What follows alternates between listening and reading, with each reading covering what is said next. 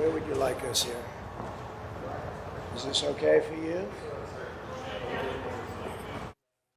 I feel very confident. I have felt. We went in with a very big lead today, and it looks like Republicans have shown up in force. So we'll see how it turns out, but it seems that they have really shown up in force.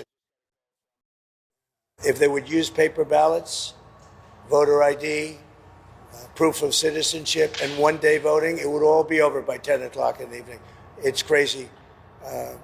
They use these very expensive computers, and I'm hearing in Pennsylvania they won't have an answer till 2 or 3 days from now. I think it's an absolute outrage if that's the case. Of course there'll be no violence. My supporters are not violent people. I don't have to tell them that. And I certainly don't want any violence, but I certainly don't have to tell. These are great people.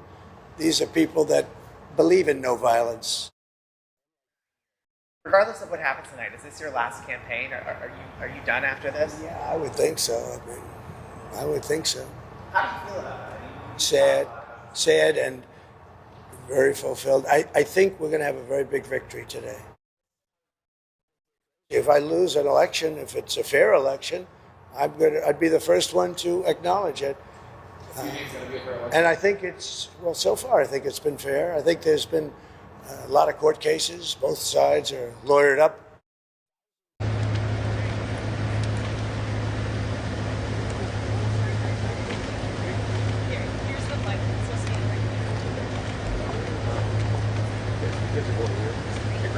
Hey guys, good morning. Good to see y'all. Appreciate you coming out to see one of the great traditions, of course, in American democracy. I, of course, voted for Donald Trump and myself. So did my wife, and we also, for all the locals out there, we voted for Bernie Moreno for the United States Senate. And if you want the policies of Donald J. Trump in the United States Senate, then Bernie Moreno is the only candidate in this race who I think is the candidate of peace and prosperity for the United States Senate. So I hope people will get President Trump over the finish line. I hope people here in Ohio will get Bernie Moreno over the finish line. Look, I feel good. You never know until you know, but I feel good about this race. I felt good about my own race a couple of years ago when I voted in this exact same spot. Hopefully it goes as well for President Trump and me as it went for me a couple of years ago in the state of Ohio. So appreciate you guys being here. Happy to take a few questions. You obviously can see my kids bouncing around here. There's Usha. And, we'll take a few questions, but we're going to hit the road, go back home, and then head off to Palm Beach. Senator, regardless of the results tonight, half the country probably won't be satisfied with the results. Sure. What's your message to them, potentially your supporters, if it doesn't go the way that they wanted it to? Well, look, I think our message is, first of all, we do expect to win, but obviously no matter who wins, half the country, as you said, is going to be at least partially disappointed. I think my attitude is the best way to heal the rift in the country is to try to govern the country as well as we can, create as much prosperity as we can for the American people, and remind our fellow Americans that we are all fundamentally on the same team however we voted. I certainly hope you vote for Donald J. Trump today. I think that his policies are going to promote peace and prosperity for our citizens, but if you vote the wrong way, in my view, I'm still going to love you. I'm still going to treat you as a fellow citizen. And if I am lucky enough to be your vice president, I'm going to fight hard for your dreams and for your family over the next 4 years. Senator, do you have an opinion on who will fill your Senate seat if you win? No, look, I'm way too superstitious to think about those things. Let's get this election over the finish line. Let's make Donald J. Trump the president-elect, and then we'll worry about what happens afterwards.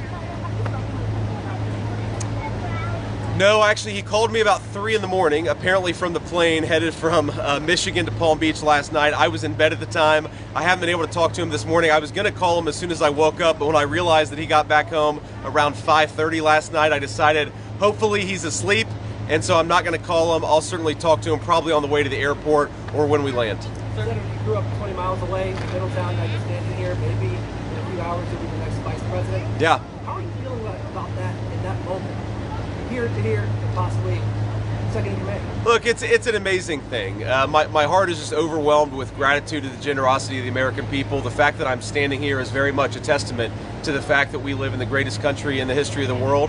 The fact that I have a beautiful wife and 3 beautiful kids is more importantly a testament to the fact that we live in the greatest country in the world. So I think that what today represents is an opportunity to pay down a debt that I owe to this country. And if I am the vice president, I'm going to work as hard as I can to pay down that debt. I don't think I'll ever be able to return what this country has given to me, but I'm going to try, but we have to win first. Sir.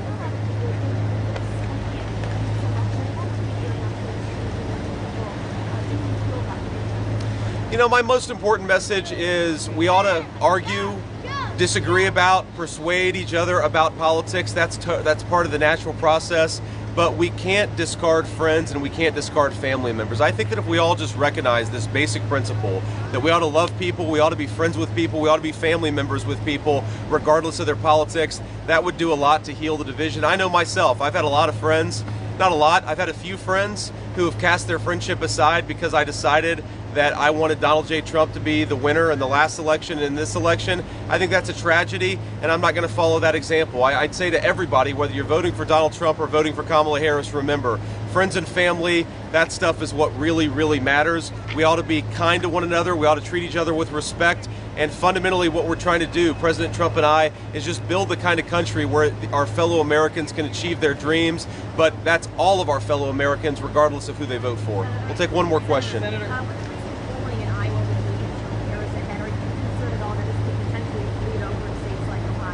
No, I'm not too worried about that. Look, one outlier poll doesn't change what we've seen on the ground. We feel very good about the energy. We feel very good about the early vote.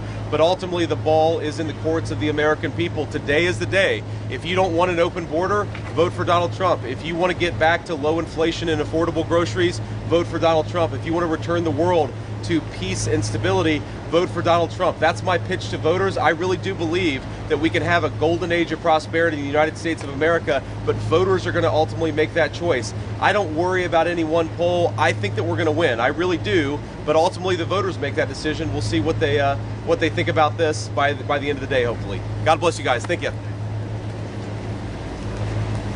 Ready?